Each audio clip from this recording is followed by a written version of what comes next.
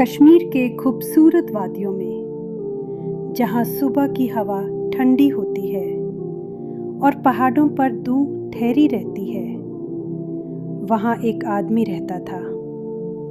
उसका नाम था मंसूर।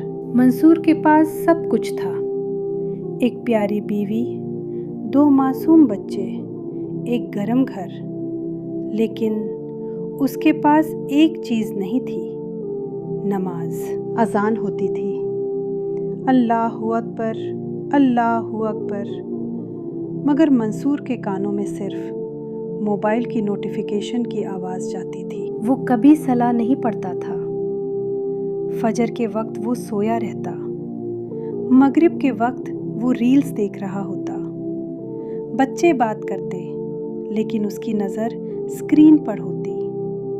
बीवी इंतज़ार करती, लेकिन उसका चेहरा फ़ोन की रोशनी में छुपा रहता। धीरे धीरे घर के हालात चेंज हो गए। बीवी चुप रहने लगी, बच्चे अपने अपने रूम में रहने लगे।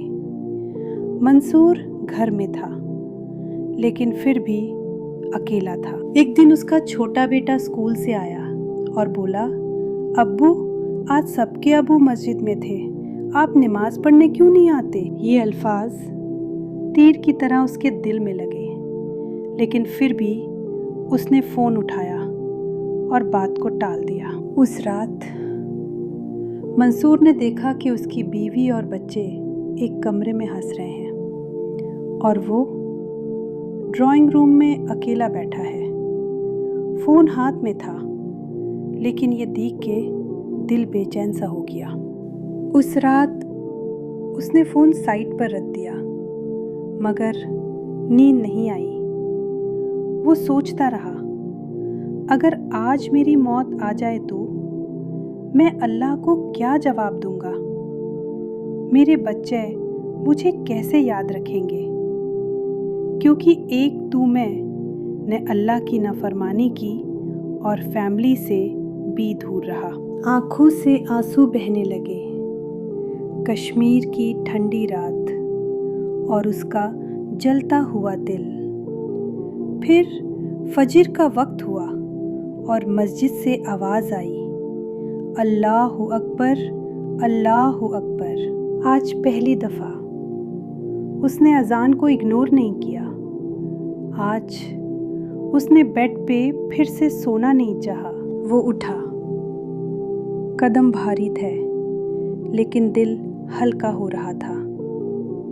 उसने वुज़ू किया।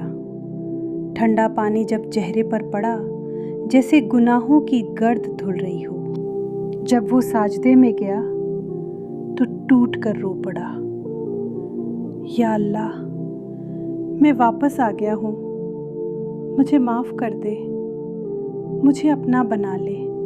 उस साजदे में उसने वो सुकून महसूस किया जो कभी फ़ोन की स्क्रीन में नहीं मिला था। उस दिन के बाद मंसूर बदल गया। फ़ोन अब भी था, मगर ज़रूरत के लिए।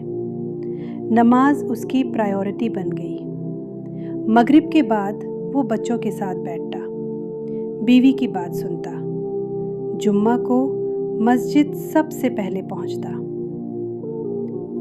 उसने समझ लिया था, सबसे हाई लॉस पैसे का नहीं होता, सबसे हाई लॉस होता है अल्लाह से दूरी का। और उसकी ज़िंदगी की सबसे खूबसूरत सुबह वो थी जब उसने फजर के टाइम बेड पाई वापस नहीं सोया, बल्कि वुज़ू करके नमाज पढ़ी। और उस दिन से उसका घर भी रोशन हो गया और उसका दिल भी। आपको ये कहानी कैसी लगी? अगर ये हिकायत आपके दिल को छू गई हो तो please Hikayat with Mahi channel को लाइक करें, शेयर करें और सब्सक्राइब ज़रूर करें। आपका एक छोटा सा साथ हमें और भी ऐसी दिल से जुड़ी कहानियाँ आप तक लाने में मदद करता है।